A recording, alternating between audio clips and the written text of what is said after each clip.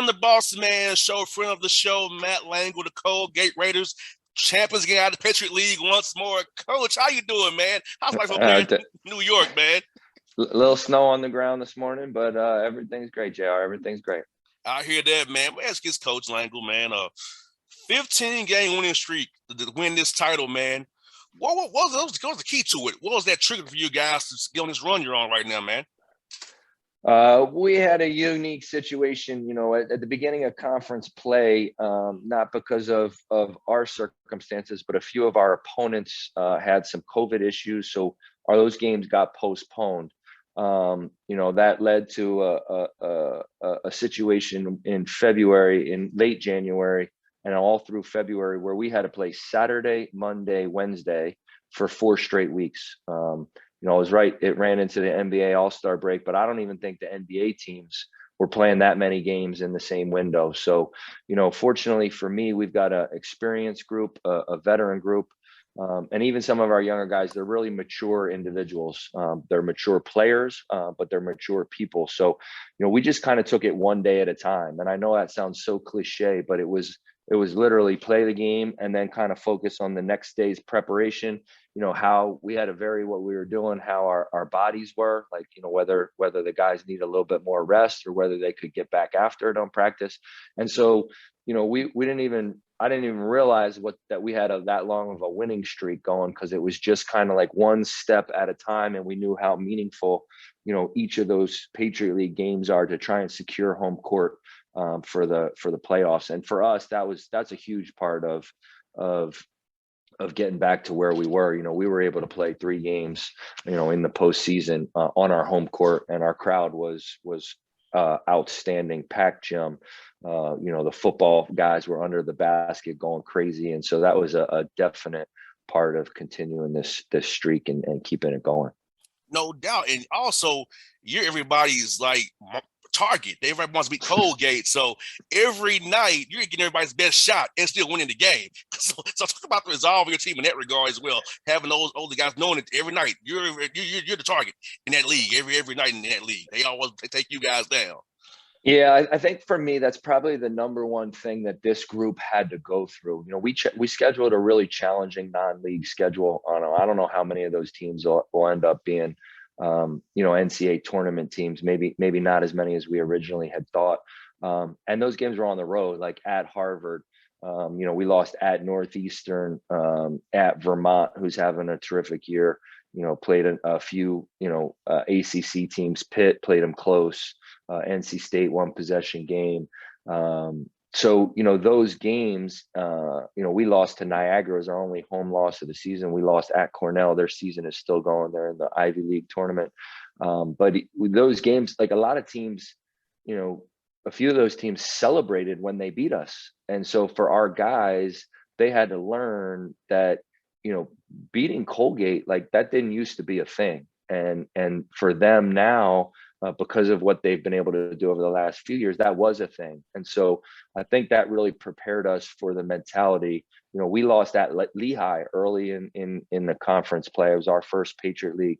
And our guys I think they said, whoa, man, like everybody is coming after us every single game. It's like you said, you're going to get their best shot. So I think that kind of locked them in a little bit more and made them realize that they desperately need one another to win those games, that nobody was going to be able to do it on their own.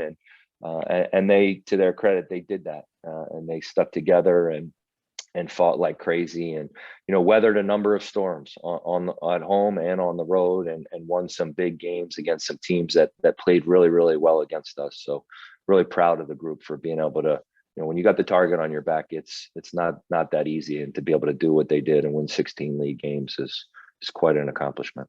And what I observed from afar, Coach Langel, is, man, you guys have a player-led culture and environment, because usually we had to be coaching guys in March. I could see the guys are coaching themselves to a degree. So I saw that player-led environment. So I'm like, you have a great group of guys who get it.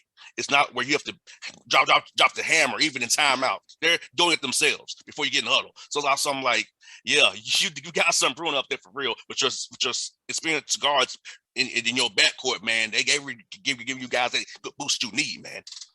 Yeah, there's no doubt about it. They And I appreciate you saying that you can recognize that from watching the games. It is a player-led group. I think basketball is a player's game, and we try and take that approach as coaches.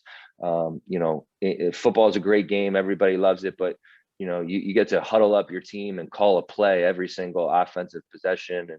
And basketball is a player's game. And so we try and help teach our guys, how to read defenses, how to make good decisions. I think that's the number one thing that we value. And so we happen to have a group now that's been together for some time, and they know each other inside and out.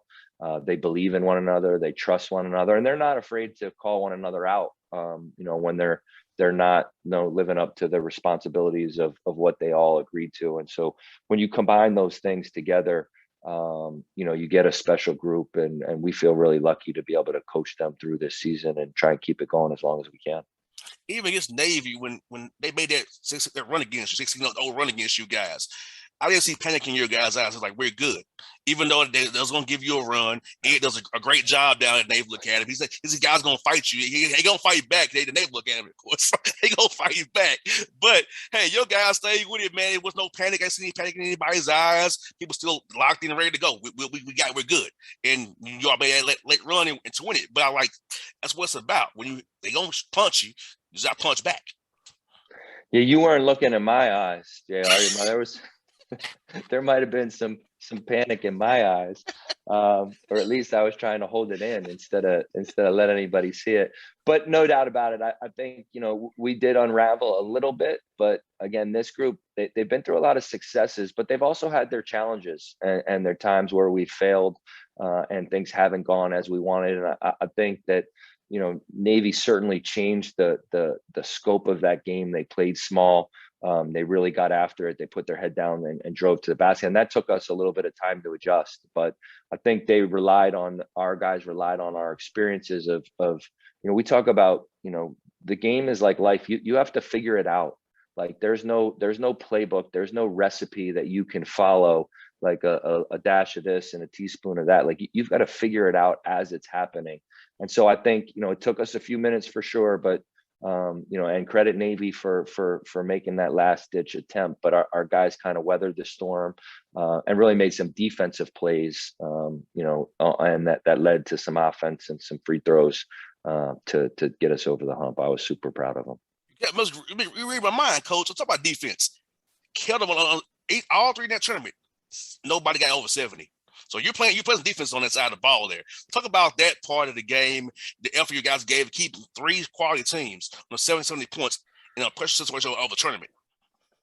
Yeah, well, the first thing is the home court advantage. I think that I'd be wrong not to credit our fan base, the impact that student athletes and student body can have on a game in a small environment. I mean, I'm watching some of these conference tournament games on, neutral sites in front of half the great big venues, but there's only half filled or a quarter filled. And, our Colorado court was packed. And so I think that affects the opponent. Everybody wants to play in those great environments, but 5 years ago, we played at Bucknell in that environment. It was way harder to play well there than it has been to play home. The second piece is, everybody credits our offense, our 3-point shooting, our efficiency numbers, our field goals assisted, our interior scoring percentage. But the biggest improvement that this group has made is the defense. I mean, we're right at the top. Navy had an outstanding defensive team, but our numbers and our play has been right there at the top. Keegan Records, led the league in block shots. Our defensive efficiency is pretty good. And so I think that has been, what allowed us to get some separation in our conference this season, and put us in the position that we're in now. Talk about your guards, Coach Jack, Nelly, and Tucker. Those three young men I'll tell you what, they're amazing to watch. Tell us a little bit about those young men for those who don't know about the way I do. Yeah, thank you. Well, I'll start with Ferguson. I mean, he's in his 5th year. He has the record for most games played in the history of the institution. The COVID season allowed him to come back. He was 6th man for most of his career. Gave us a spark off the bench. Obviously, a 3-point shooting weapon. but he's like one of those as cool as ice. Like, you know, he doesn't get too emotional. He doesn't get too high or too low. And you know, unfortunately, the coaches in our conference, you know, didn't recognize the value that he has. He wasn't even third team all conference, and then he went out and got, I think, 28-17 was MVP of the Patriot League tournament. Not because he had anything to prove, I think, just because that's who he is he's a really good player. And he's ready for moments like Indiana schoolboy, and he still looks like a schoolboy, even though he's in his fifth year of college. So really, really fortunate to have a guy like that.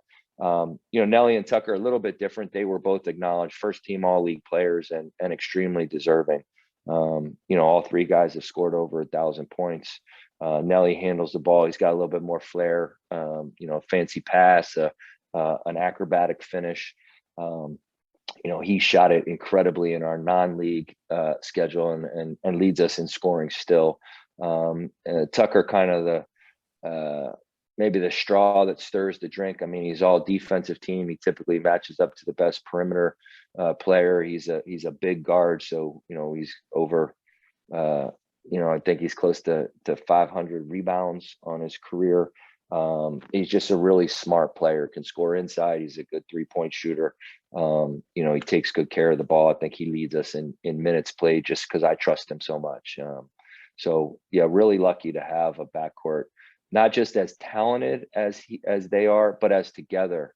You know, it's rare that you have three guys who all can score and play make and but don't need the ball, are just as happy to run down and play off of the ball on some possessions and come off the screens and then, you know, have the ball in their hands and be the assist guy as well. So it's a great combination. I credit them for figuring out a way to play together. You know, I want to coach them as long as we possibly can and keep this thing going. I want to credit you as well, Coach, man. You're doing an amazing job up there, man. Small town New York, small school, been there going on a lot of years, man. But you actually built this thing from the ground up.